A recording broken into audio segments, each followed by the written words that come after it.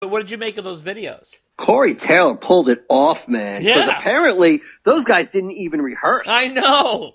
I really thought Corey Taylor did a good job. Yeah. And if you hear him in Slipknot, that's not their style at all. Right, not at all. But really, for a bunch of guys who were just jamming, especially on Take Your Whiskey Home. I mean, that's not usually a common one that people are going to do. Yeah, and that's also, I really enjoyed that a lot. That's also really nice. A very Roth song, I don't know if I would take that one on, because that's all Roth. But let me tell you, Corey Taylor killed it. Let me tell you, he does pretty good when you take that mask off. You know what I mean? Maybe you should leave that mask Yeah, he did a really good job, a really good job. Yeah, did absolutely. a really good job. And the audience is crazy about it. Mike also made an Instagram post up when he showed a picture of him playing his acoustic Fender Kingsman guitar outside his trailer, and he said, a little R&R in the motorhome with the family before I start the Circle Tour. And then in the comments section, people ask, what's going on with Van Halen? And he said, the VH tour is not going to happen. But then when I went back to look at it to see, it looked like it had been removed, which I thought was interesting. I know he had later clarified that his involvement with the Van Halen tour wasn't going to happen. Right. Okay. Well, that's interesting. Also, Adam Carolla, the podcast king of the United States of America here, he was interviewing Duff McKagan, the bassist in Guns N' Roses, and for some reason, out of the blue, he brings up Eddie Van Halen. And he wants to talk to Duff about Eddie Van Halen. He goes, what do we need to know about Eddie Van Halen? He goes, this guy seems difficult. Which I thought was funny, because Carolla is very direct. And Duff said, you know what? He's a really nice, mellow guy. I would imagine he really doesn't like the hoopla of the whole thing, doing interviews and being asked about strange questions about David Lee Roth. And then Carolla says, I think there's going to be a lot of people lying in their bed in their 80s saying, if I had only gotten along with this guy or that guy, I would have had an easier life. And Duff said, I see your point. Which I thought was interesting. But I thought Carolla was so funny. He's like, what is with this Eddie Van Halen guy? He goes, he seems difficult. which is kind of interesting. David, you saw the 1979 tour footage from the Selland Arena in Fresno, California. There was some more footage came out from that Super 8 camera that guy shot the show in, emerged on YouTube. Did you see that? Oh. Yeah. So good to watch. I mean, to an average fan, you might be like, what's the big deal? Right. It's blurry most of the time. Right. But to, see that kind of Van Halen footage and, cleaned up. Yeah. And plus the whole, not the whole show, but all of the show that was filmed, man, what a treat. Yeah. What a treat. Mixed in with the best audio available from that show. Yeah. Just as a Van Halen fan, I was drooling because, these were the guys on their first headlining tour. Mm-hmm. Oh, I loved it. Right. I loved it. And the band, you could see the energy and the enthusiasm. It's unbelievable. They're you can almost still hungry. Yeah. Still hungry. Hungry, but not only that, but you gotta remember, when you watch that shit, you got to think about the time. It's 1979. It is like punk and disco and all this shit going on. These guys were showing you a glimpse of the 80s, and they were taking this whole hard rock thing in a whole different direction. That's the beauty of that thing. You look back, and it is literally the template for everything that's going to happen in the next 10 years. It was unbelievable, and that's the kind of perspective you have to have when looking at it. But let me tell you, I even like that 8mm feel to it. It's got that kind of old film feel. I like that. I enjoyed that. If anybody hasn't seen that, you got to go check it out on YouTube. It is worth the time looking into. Totally worth it. Yeah. Now, just to let everybody know, there's this very bizarre release of 3 CD set called The Many Faces of Van Halen. And this is some bizarre compilation, boy.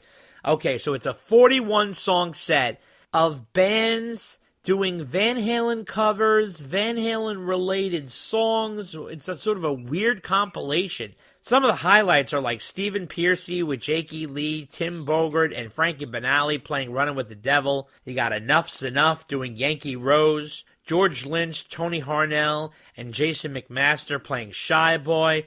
Then there's like tribute bands like Van Halen playing Jamie's Crying, Fair Warning playing So This Is Love, Hot for Teacher playing Hot for Teacher. Then there's the rarities like Roth playing that Ashley Abernathy song, Ed playing with Rich Wyman on Fatherless Child, and Ed playing with David Garfield. I tell you, it sells for cheap, too. It's like $12 on Amazon.com. But this is a strange compilation. So if you are a Van Halen completist, maybe you want to check this out. It's interesting. It's bizarre, but you definitely, take a look at this playlist there because it's definitely a weird compilation, but maybe that's something you're into. What did you make of that, Dave? That was like a bizarre compilation of some previously released stuff. Yeah. Yeah, so you may want to pick it up now before it gets shut down. Oh, yeah, exactly. Yeah, that's true. Absolutely. And that wraps up Van Halen news. And that's the way it is. Good night.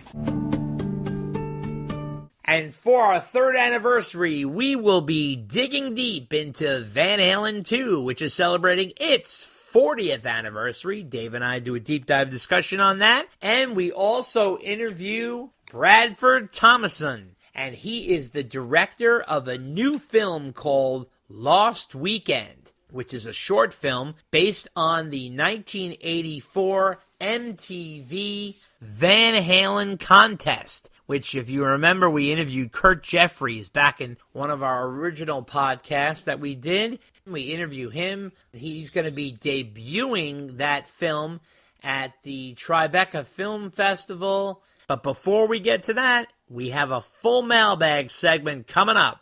So take a listen. Van Halen, to a small degree, and myself to a large degree, are primarily motivated by fear and revenge.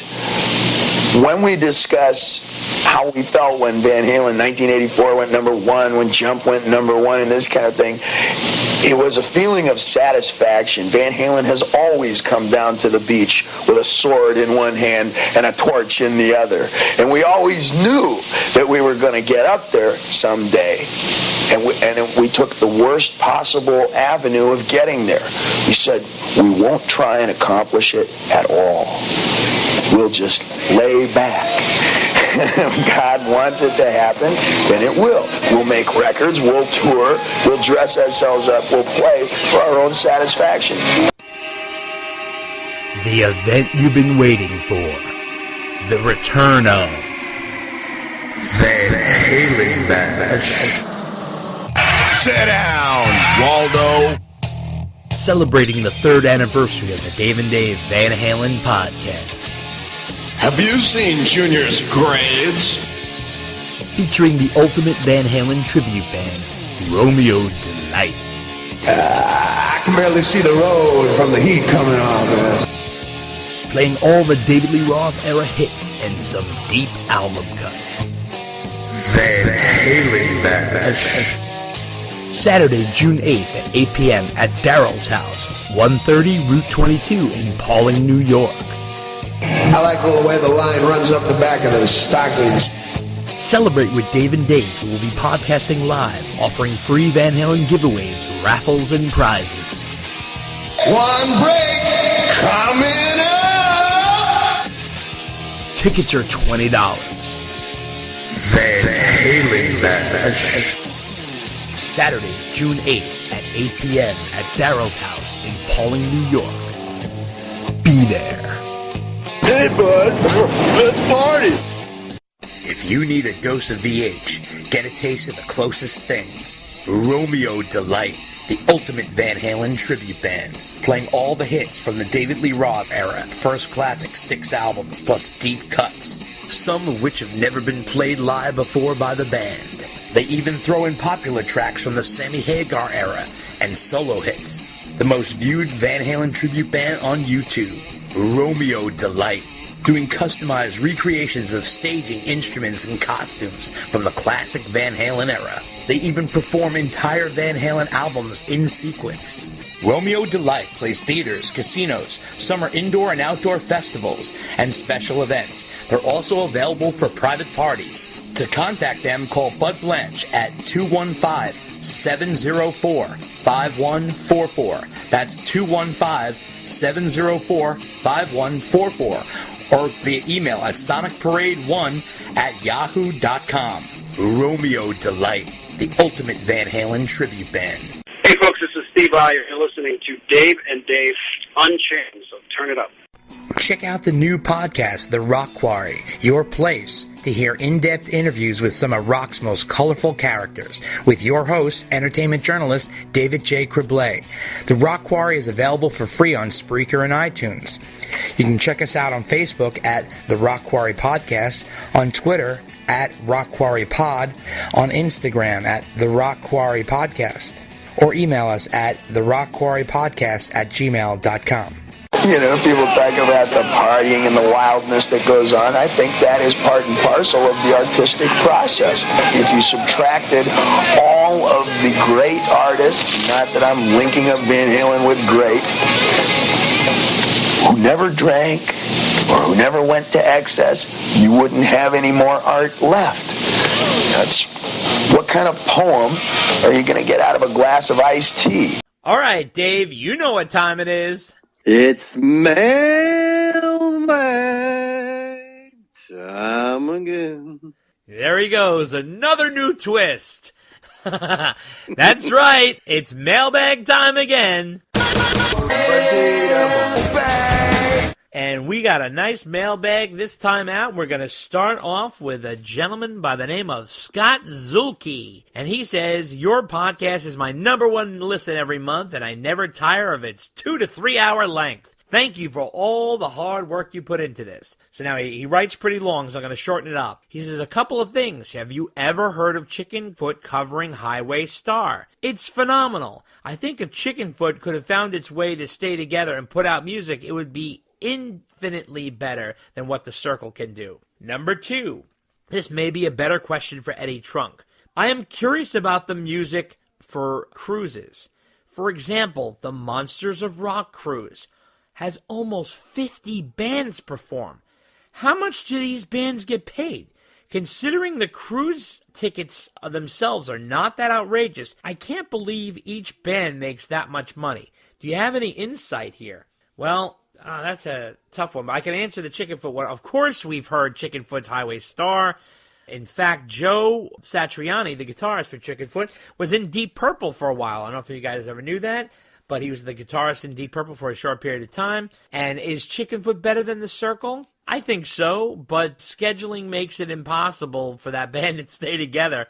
I think nobody really wants to make it a priority. Sammy's always running around with Mike in the Circle, and Joe's got his solo career, and of course, Chad is in the Chili Peppers. So apparently we're going to get a Chickenfoot new song this year. That's what I'm hearing, and that sounds like they're going to be doing a show at the end of the year, which I think is Sammy's High Tide Beach Party. Number 2, how much are these bands getting paid? You got a good question there, I'll tell you that. That's hard to answer because they probably all get paid different sums. But 50 bands, I hear you. I mean, they got to get a few $1,000s each or something. Can't imagine it's that much money.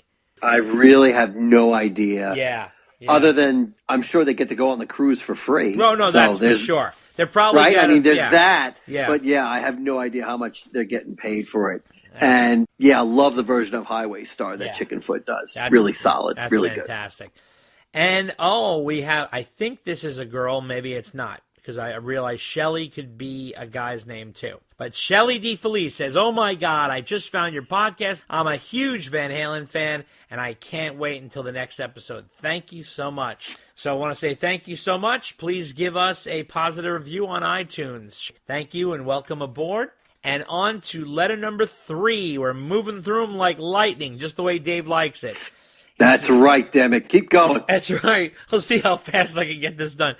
Love the pod, guys. I wanted to share this amazing Van Halen nugget with you. Every Monday on KLOS, the rock station LA, the morning show has a music engineer named Christian Hand who deconstructs a classic rock song track by track. instrumentals and vocals. In this episode, Christian breaks down Hot for Teacher, and it's amazing. Eddie's guitar playing